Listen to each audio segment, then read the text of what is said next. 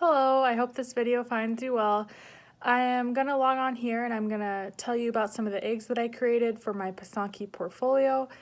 I hope you enjoy.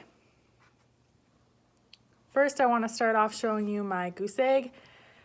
I'll go around and show you every side of it to start. So with this egg, I actually based it on my boyfriend's lifestyle. I incorporated the coordinates of his ranch onto my egg, and I also inserted his brand right there. My boyfriend comes from a farming and ranching background and community. They harvest a lot of wheat, so I included a lot of wheat onto this egg, and they also do cattle. I incorporated the colors of yellow to represent harvest and agriculture, and I also incorporated green because I wanted to show you like the riches of vegetation and the new life that comes in the spring. I also incorporated red because it's known to represent the sun and show joy and love. And with being from a farming and agriculture background, I've really noticed that your career is a lifestyle and you grow to love it, and that is what brings you great joy.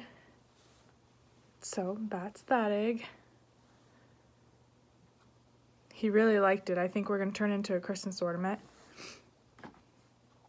Okay, next I'll show you my traditional egg that I made. So with this egg, I incorporated the colors yellow to represent harvest, green to represent fertility, hope, health, and wealth, and then pink for success. So with this, again, I kind of incorporated like a farming, ranching background, just because that's what I'm surrounded by. And so a lot of my eggs actually did incorporate the wheat and the idea of success and growth and harvest. I also did the split technique, as you can see, and divided it into sections. And on the back of my egg, I combined the pink and the green to represent through all of the combined colors to represent success and wealth that will come with a good harvest. Next, this is actually one of my eggs that I used my bleach technique for, but I used a lot of traditional element in it too, and I was going to go through and just tell you all the traditional elements that I did use in this egg as well.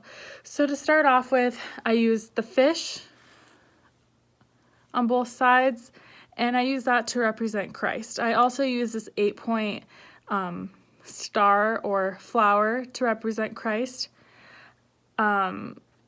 And then the pine needles that I incorporated into the fins and on the side here, I use those to suggest long life and youth, which I believe that you can find through a life filled with rejoicing Christ and God as our Savior.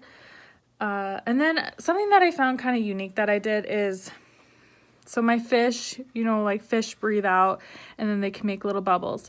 Well, in the traditional technique, these represent constellation or stars.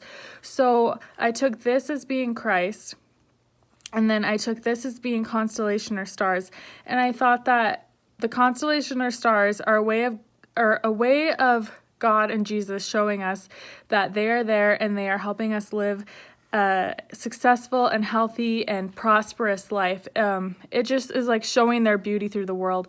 And so I incorporated that as the fish breathing out the constellation and stars, just to show that how Jesus reaches out to us in some way by just showing simple beauties in this earth. And then as far as colors go, I use green to show health, that belief and rejoicing in Jesus and God can bring. I use blue to demonstrate the truth and good health that Jesus Christ can bring to you. And then I use yellow in this one to demonstrate youth and happiness. I guess that's the only yellow part I used, but I thought that that would be a nice combination just to represent the happiness that Jesus and God can bring to a person. Let's see. And then I use this as my experimental egg because this is the first egg that I ever really did do in the classroom.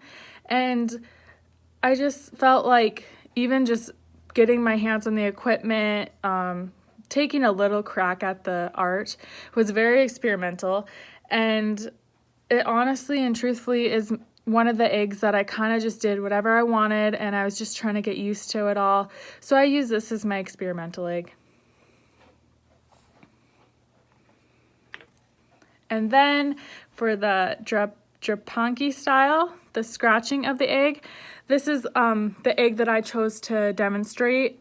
Through this, I did the representation of Jesus, the more traditional scratching of the egg. And then I also kind of did this little tie-dye color splash thing. And honestly, it was kind of an accident at first because I dyed my egg pink and I was going to scratch it. And then I had like blue on my fingers and it kind of started staining. And then I was like, oh, that looks super cool. So then I actually took a paper towel and started dabbing it and rubbing it so that it did create like more of a tie-dye effect. And I just thought it was kind of a cool little feature to add on to my scratching that I was doing. And I also just scratched little figurines on the back of the egg.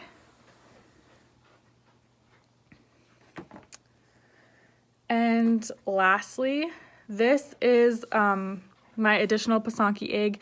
This is one of those that I just took an idea off Pinterest and made it into my own. I took a lot of time with this egg, really focusing on the detail in the flowers, as you can see. And I chose to do black as like the primary background just because I thought that it really made the white pop and really demonstrated all the details that I was trying to demonstrate through this egg.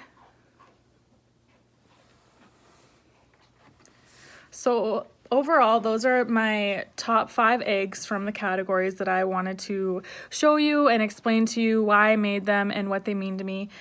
I learned a lot from this class, and it was really, when I first signed up, I truly didn't know a lot about this class, but the knowledge that I have gained from it and the knowledge that I've been able to share with family and friends is actually super cool. And my grandpa's very into dyeing eggs over Easter, and I told him this art form and what all it represents and the cultural background that it comes from, and he was blown away and thought it was super cool. So I think we are going to try and do some of these eggs next year with him at Easter time, and I'm really excited to share my new skills with others and let them enjoy it too. Thank you.